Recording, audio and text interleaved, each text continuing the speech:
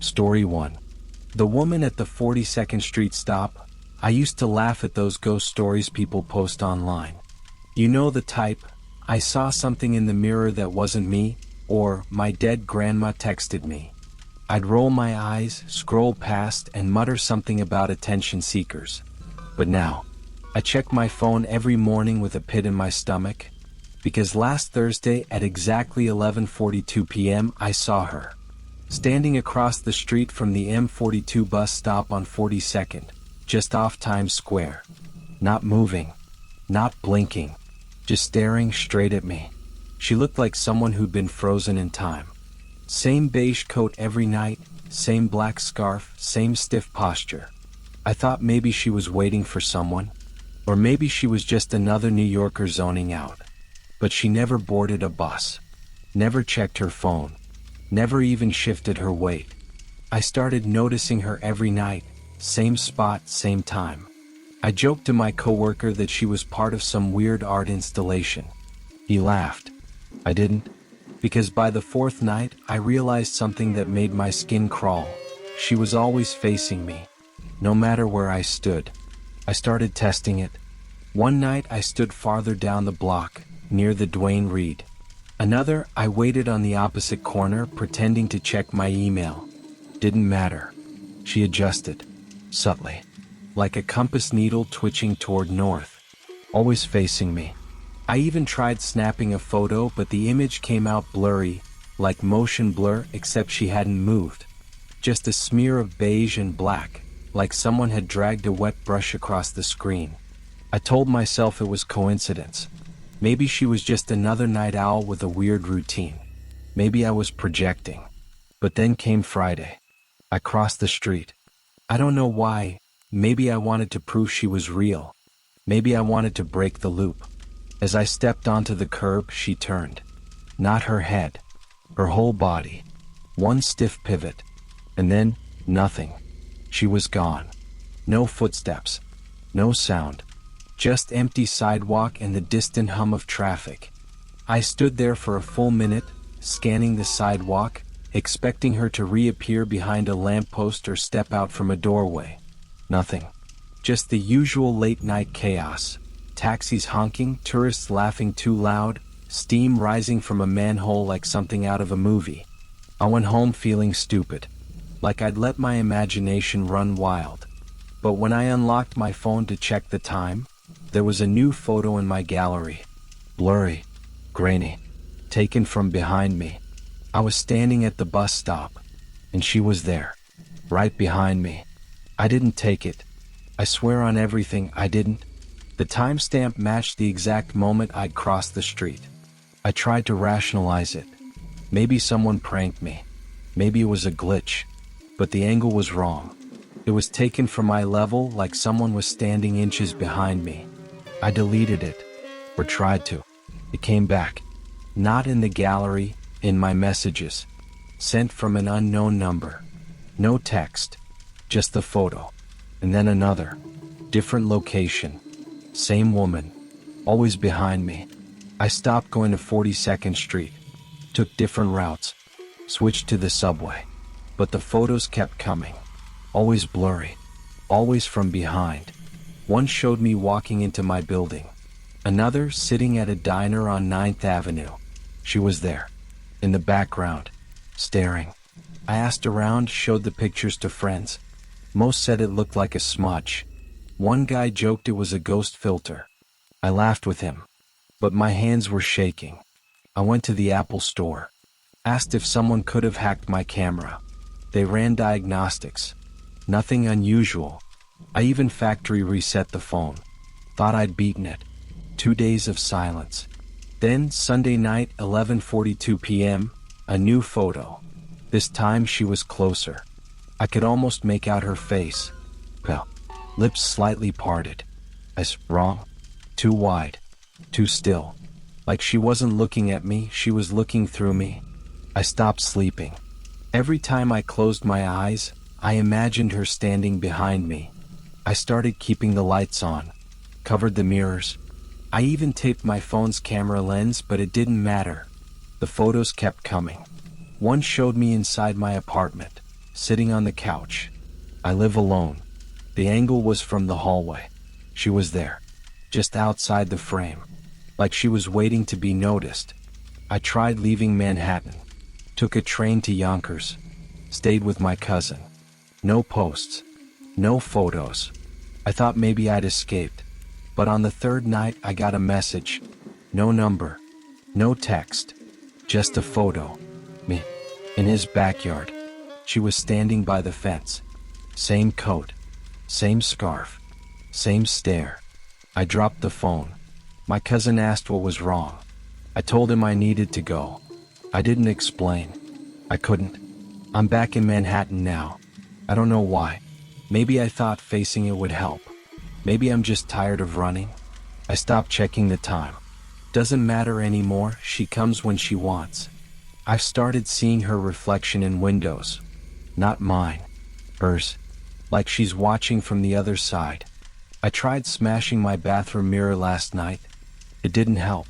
This morning I found a photo on my pillow. Me, sleeping. Her face inches from mine. I don't know what she is. I don't know what she wants. But I think she's getting closer. The photos are clearer now. Sharper. Like she's stepping into focus. I keep my phone off, but it turns itself on. I stop talking to people. They wouldn't believe me anyway. But if you're reading this, and you've seen her too, the woman at the 42nd Street stop, please say something. I need to know I'm not the only one. Story 2. Echoes on Sunset Boulevard. I know how this sounds. Believe me, I do.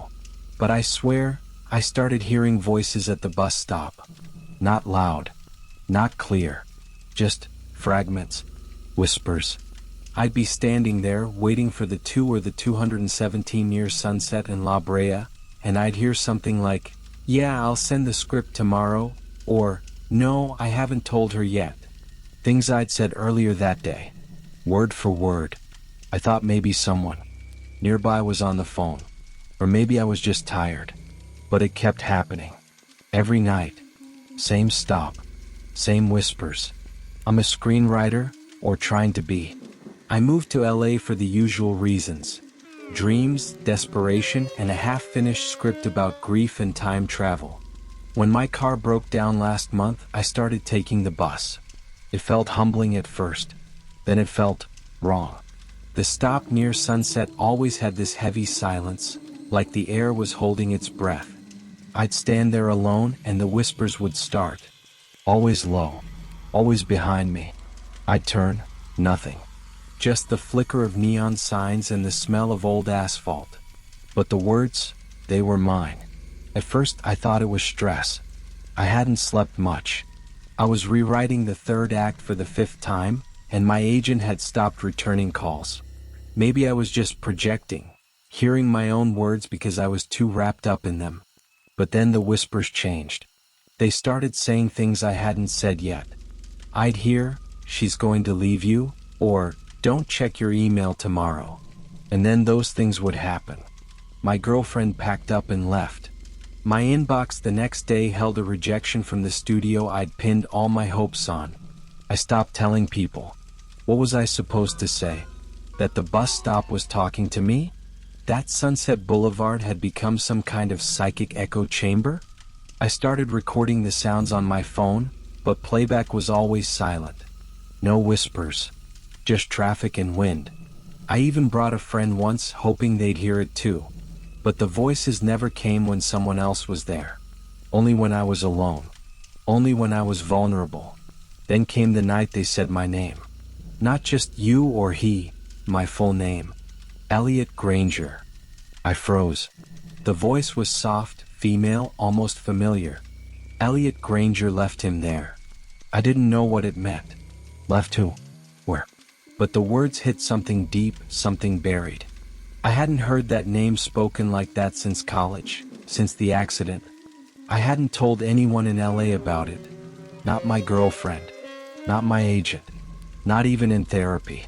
I started avoiding the stop. Took Ubers I couldn't afford. Walked miles in the heat. But one night I had no choice. I stood there, heart pounding, and the whispers came faster. Clear. You never called his mother. You lied to the police. You said you didn't see him fall. I felt sick. I wanted to scream, but I couldn't move. The air around me felt thick like molasses, like guilt. And the worst part? They were right. I started digging through old files, old memories. I found the article, the one about the fall. Student dies in rooftop accident. No charges filed. No witnesses. But I had been there. I had watched him climb the ledge, drunk and laughing. I told him to stop. I turned away. And when I looked back, he was gone. I told the police I hadn't seen it happen, that I'd arrived too late. It was easier that way. Cleaner. But the bus stop knew. The next night I went back. I needed to know how deep it went. I stood there, trembling, and the whispers came like a tide. You could have grabbed his arm. You watched him fall. You ran. I shouted into the empty street, begged whatever force was behind it to stop. But the voices didn't care. They weren't asking for forgiveness. They were reminding me. Etching the truth into the pavement, into the air, into me. I stopped writing. Every time I tried, the whispers echoed in my head, twisting my thoughts, infecting my dialogue. My characters started sounding like the voices. I couldn't tell if I was creating or confessing. I avoided the bus stop for weeks, but the silence followed me. In my apartment. In the shower. In my dreams. Sunset Boulevard wasn't just a place anymore. It was a presence. A mirror. A judge. One night I went back with a plan.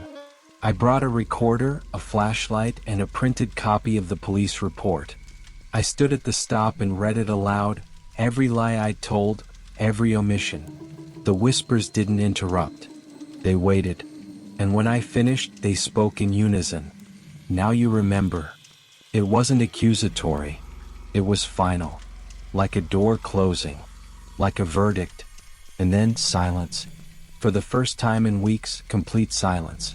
I still take the bus sometimes. Not often. Not at night. But when I do, I pass that stop and feel it watching me. Not with eyes, with memory. Like the pavement remembers my footsteps. Like the air still holds my words. The whispers haven't returned, but I don't think they're gone. I think they said what they needed to say. And now they're waiting. I've started writing again. Not screenplays, not fiction. Just pages. Honest ones. I don't know if anyone will read them, but that's not the point. The point is that I'm not hiding anymore. The bus stop on Sunset Boulevard taught me something I never learned in film school. Stories don't just entertain. They confess. They haunt. And sometimes, if you're lucky, they forgive. Story 3. Last ride from Beacon Hill. I never take the bus. Not since freshman year, when I got stuck in a snowstorm and had a panic attack in front of strangers. But last Friday my ride bailed last minute and I had no choice. It was late, almost midnight, and Beacon Hill was quiet in that eerie way only old neighborhoods can be. Gas lamps flickered like they were struggling to stay awake. I stood at the stop near Pinckney Street, clutching my tote bag, trying not to think about how cold it was, or how alone I felt. Then the bus came. No number. No destination. Just headlights cutting through the fog and brakes that hissed like something exhaling. The driver didn't say much, just nodded when I asked if it was heading toward Cambridge. His eyes didn't match his face. Too young. Too bright. I hesitated, but the cold pushed me forward. Inside, the bus was dim and quiet. Too quiet. The passengers didn't speak. Didn't move. Just stared ahead like mannequins. I took a seat near the back, trying not to look at them. But something about their faces felt wrong. At first, I thought I was imagining things. The woman across from me looked like Mrs. Callahan, my old neighbor who used to bring over lemon bars every Sunday. But Mrs. Callahan died in a house fire when I was 10. The man 2 rows ahead had the same crooked smile as my cousin Leo, who drowned in a lake the summer before high school. I blinked hard, rubbed my eyes, even checked my phone for distractions. No signal. Just a black screen and the time frozen at 12:03. I tried to convince myself it was coincidence. Maybe I'd seen these faces around campus or in old yearbooks. Maybe I was tired. But the longer I sat, the more the air felt wrong. Heavy. Like the bus was underwater. The windows showed nothing but fog and the city lights had vanished. I stood up, walked toward the driver and asked when the next stop was. He didn't answer. Just stared ahead, knuckles white on the wheel. I turned back and saw every passenger now looking at me. I sat down slowly, heart pounding. Their eyes didn't blink, didn't flinch, just stared like they were waiting for something. I tried to remember if I'd ever seen that many familiar faces in one place. Funerals maybe. But even then, not like this. I whispered Leo's name just to test the air. The man with his smile tilted his head slightly, like he'd heard me. I felt a chill crawl up my spine. This wasn't coincidence. This was something else. I opened my bag, searching for anything. My pepper spray, my earbuds, even a granola bar. Something normal. Something grounding. But my fingers brushed against a folded photo I didn't remember packing. I pulled it out. It was a picture of me at age 7, standing in front of my old house with Mrs. Callahan, Leo, and 2 others I hadn't noticed on the bus yet. All of them smiling. All of them gone. I dropped the photo like it burned. The bus lurched forward, faster now, and the lights inside dimmed to a sickly green. I turned to the window, hoping for landmarks, street signs, anything to prove we were still in Boston. But the fog outside had thickened into something almost solid, like we were driving through smoke. Shapes flickered in the mist. A swing set, a broken mailbox, the outline of my childhood home. I gasped. It was impossible. That house had been torn down years ago. Yet there it was, just beyond the glass, as if we were circling my past. The bus slowed but didn't stop. The passengers began to hum, low, tuneless, like a lullaby sung underwater. I covered my ears, but the sound was inside me now, vibrating through my ribs. I stood again, desperate, and shouted, "I want to get off." The driver didn't react. The humming grew louder. Then one of the passengers, a girl with braids and a gap-toothed smile, turned to me and whispered, "You have to remember." "Remember what?" I asked, voice cracking. The girl didn't answer. Instead, she pointed to the seat beside her. I hesitated, then sat. As soon as I did, the fog outside cleared just enough to reveal a scene I hadn't thought about in years. A hospital room, sterile and dim, with my father lying motionless in a bed. I was 12. I'd refused to visit him that day, too scared to see him hooked up to machines. He died that night.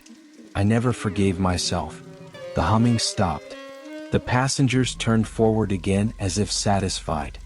I felt the bus shift, not physically but emotionally, like it had acknowledged something. I looked around. The faces were still familiar, but softer now, less haunting. I realized they weren't here to trap me. They were here to remind me of the grief I buried, the guilt I carried, the memories I tried to erase. This bus wasn't a vehicle. It was a reckoning. I stood once more, steadier this time. The girl with braids smiled, and the others began to fade, not vanish but dissolve into light, like memories finally released. The bus slowed again, and this time the doors creaked open. Outside was not a street, but a quiet clearing bathed in moonlight. I stepped off, and the moment my feet touched the ground, the fog lifted. My phone buzzed back to life. 12:47 a.m. A missed call from my roommate. A text asking if I was okay. I turned to look back, but the bus was gone. No tire marks. No sound. Just silence and the faint scent of lemon bars in the air. I walked toward the nearest streetlight, heart lighter than it had been in years. I didn't understand everything that happened, but I knew one thing. I hadn't just taken a ride through Beacon Hill. I'd taken a ride through grief, and somehow I'd made it out. Story 4. The 3:17 a.m. stop in Venice Beach. I know I should have just kept walking. That's what everyone says. Don't mess with weird stuff, just keep your head down. But I work graveyard shifts at a diner off Pacific Avenue, and when you're clocking out at 3 a.m. every night, you start noticing things. like the guy at the bus stop near Windward Circle. Same spot, same time, 3:17 a.m. Every damn night. He never moves, never speaks, just sits there in this faded hoodie with a symbol on the back, like a spiral but broken.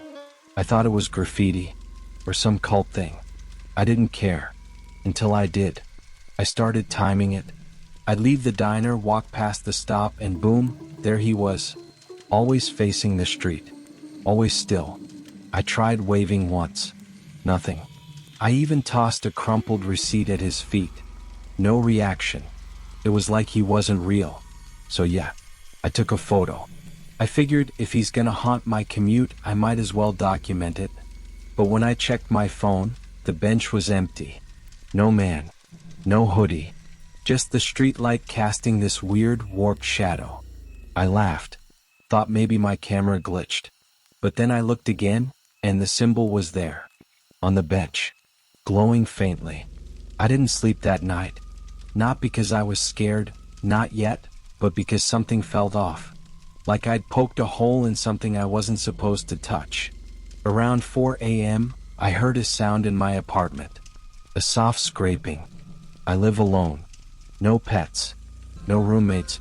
I got up, checked the kitchen, the bathroom, nothing. But when I passed the hallway wall, I stopped cold. There it was. That symbol. Carved into the paint. Same broken spiral. I ran my fingers over it. Fresh. Like someone had etched it with a knife. I told myself it was a prank. Maybe someone followed me home. Maybe I'd seen the symbol before and my brain was playing tricks. I covered it with a poster and went to work the next night. But I couldn't stop thinking about it. So I did what any idiot with a death wish would do. I brought a flashlight and waited at the bus stop. 3:17 a.m. Nothing. No man. Just the bench and the street light flickering like it was struggling to stay awake. I sat down. Tried to feel what he felt. Tried to see what he saw. That's when I noticed the air. It was colder than it should have been. And the shadows weren't falling right. I didn't last long on that bench. Maybe 10 minutes. Something about the silence felt wrong, like it wasn't just quiet but empty. I stood up and turned to leave, and that's when I saw him. Across the street. Not sitting. Standing. Watching. Same hoodie. Same symbol. But his face was blurred. Like static. I blinked and he was gone. No footsteps. No sound. Just the flicker of the street light and the sudden weight in my chest, like something had followed me home. Back at my apartment, the symbol had multiplied. It was on the bathroom mirror, etched into the condensation. It was scratched into the wood of my kitchen table. Even my phone screen glitched and showed it faintly when I unlocked it. I tried scrubbing it off the walls, painting over it. Nothing worked. It kept coming back. And every night, 3:17 a.m., I'd hear footsteps in the hallway. Slow, deliberate. But when I opened the door, nothing. Just the symbol freshly carved into the floorboards. I stopped going to work. Couldn't focus. Couldn't sleep. I kept my lights on all night, but the symbol still appeared, on my ceiling, inside my closet, even burned faintly into the fabric of my couch. I tried calling someone. Friends. My sister. But every time I mentioned the symbol, the call dropped. Static. Dead air. Like the thing didn't want me talking about it. I even went to the police, showed them the photo of the empty bench. They looked at me like I was high. One officer said, "You sure you weren't just tired?" I didn't bother explaining. I knew they wouldn't get it. That night, I decided to confront it. I went back to the bus stop at 3:17 a.m., but this time I brought a knife. Not because I thought I could fight it, I just needed to feel like I had something. The bench was empty again, but the air was thick like breathing through cotton. I sat down, waited, and then I saw him. Not across the street this time, right next to me, sitting, staring forward. I turned slowly. His face was still blurred, but I could hear something. A whisper. Not in my ears. In my head. It said, "You saw me. Now I see you." I ran. Didn't look back. Didn't breathe until I slammed my apartment door shut. But it didn't matter. The symbols were waiting. They'd spread across my windows, inside my fridge, even on the soles of my shoes. I tried burning one off the wall with a lighter. The flame flickered blue, then died. And the symbol? It pulsed. Like it was alive. Like it was feeding. I started hearing things during the day, whispers and static voices in the hum of the fridge. Always the same phrase, "You saw me. Now I see you." I stopped leaving the apartment, boarded up the windows, turned off my phone, but the symbols kept coming. I found one inside my eyelid, no joke, like it had been tattooed there while I slept. I screamed, cried, begged whatever it was to leave me alone. But I knew the truth. I'd invited it in. That photo, that moment of curiosity, it was the door. And now, every night at 3:17 a.m., I feel it sitting beside me. Not outside, not at the bus stop. Here, in my living room, watching, waiting. I tried one last thing. I smashed my phone, burned every photo, tore down every poster. I even moved, packed up and left Venice Beach behind. New apartment, new job, no bus stops, no late shifts. For a while it worked. No symbols, no whispers. I started to believe I'd outrun it. But last night I woke up at exactly 3:17 a.m. No alarm, no noise, just wide awake. And on the wall across from my bed, drawn in condensation from the AC, was the symbol. Faint, waiting. I don't go outside anymore. I don't talk to people. I keep the lights off, hoping it won't see me. But I know it does. I feel it when I blink, when I breathe, when I dream. It's not the man I saw, it's what he was sitting for, what he was holding back. And now that I took that photo, now that I looked, it's mine to carry. So if you ever walk past a bus stop at 3:17 a.m. and see someone sitting there, don't take a picture. Don't wave. Don't stop. Just keep walking. And whatever you do, never look back. Story 5. The loop on Michigan Avenue. I don't remember when it started. I remember noticing it, the repetition, but I can't tell you the exact day. Maybe it was last week, or last month.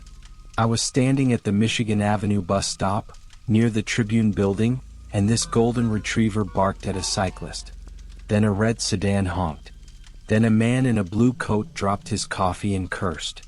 I smiled. It felt familiar. But the next day, it happened again. Same dog, same honk, same coffee spill. I thought I was losing it, so I tested it. I changed my route, took a different train, walked 6 blocks out of my way. But somehow I always ended up back at that same stop. Same time, same sequence. I started filming it, just to prove I wasn't crazy. But the videos were blank, just static. Or worse, footage of me staring at the camera, not blinking. I don't remember recording those. I don't remember standing still like that. But the timestamp matches. And my code is the same. And my eyes, they don't look like mine. I started talking to people. The man with the coffee, the woman with the barking dog, even the cyclist. They looked at me like I was crazy. One of them said, "You must be new here, but I've lived in Chicago my whole life." I asked what day it was. They all said Tuesday. Every time. Tuesday. I checked my phone, my calendar, even the newspaper. Tuesday. Always Tuesday. I haven't seen Wednesday in weeks. I tried leaving. Took the blue line to O'Hare. Bought a ticket to anywhere, didn't care where. But the train broke down. The airport was closed.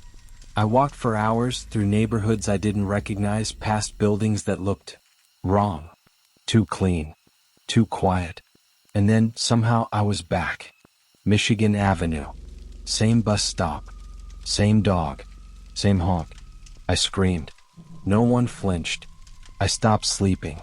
Not because I wasn't tired, I was exhausted, but because every time I closed my eyes, I dreamed of the bus stop. Not just saw it, but stood there. Felt the cold wind off the lake. Heard the dog bark. Smelled the burnt coffee. I'd wake up gasping only to find myself already dressed, already outside, already walking toward Michigan Avenue. I don't remember leaving my apartment. I tried calling my mom, my best friend, even my boss, but the calls never connected. Just silence, or static. Or once, and I swear this happened, I heard my own voice on the other end whispering, "You're not supposed to leave." I threw the phone into the river. Bought a new one. Same result. I'm starting to think no one else is real. Or maybe I'm not. I started writing everything down. Times, faces, sounds. I filled notebooks with sketches and notes, trying to find a break in the pattern. But every entry ended the same way. Return to Michigan Avenue. 3:17 p.m. Dog barked. Coffee spilled. Red car honked. I even tried staying indoors, locking myself in my apartment. But the moment I blinked, I was back outside. My keys still in my hand. My coat zipped. My boots wet from the slush. I think the city is watching me. Not the people, they're just shadows, echoes. But the buildings, the street lights, the pigeons, they move when I move. They pause when I pause. I stared at a lamppost for an hour once, and I swear it flickered in Morse code. I don't know what it said. I don't know if it was warning me or mocking me. But I know this. I'm not alone in the loop. Something else is here. And it's learning. Yesterday, or what I think was yesterday, I followed a man who didn't fit. He walked differently. Looked around like he was seeing the loop for the first time. I chased him through the crowd, shouting, begging him to talk to me. He turned a corner near the Art Institute, and when I followed, he was gone. But there was a note taped to the wall. It said, "You're close. Don't trust the reflections." I haven't looked in a mirror since. Today I saw myself across the street. Not a reflection, me. Same coat, same boots, same tired eyes. She stared at me, then turned and walked into the crowd. I ran after her, pushing past people who didn't react, didn't blink. But when I reached her, she vanished. No trace. Just the sound of the dog barking again. I think the loop is fracturing. Or maybe I am. I don't know how long I've been here. Time doesn't pass, it folds. I stopped counting days. I stopped hoping for rescue. I think the loop feeds on that. The moment you give up, it tightens. I tried screaming again today. No one looked, but the buildings did. Their windows shimmered like eyes. I think they're waiting for something. Or maybe they're remembering. I'm writing this from the bus stop. It's 3:17 p.m. The dog just barked. The coffee just spilled. The red car just honked. I don't know if anyone will read this. I don't know if this message will escape the loop. But if you're out there, if you ever find yourself on Michigan Avenue and things feel too familiar, run. Don't wait for the bus. Don't talk to the dog. And whatever you do, don't look at your reflection.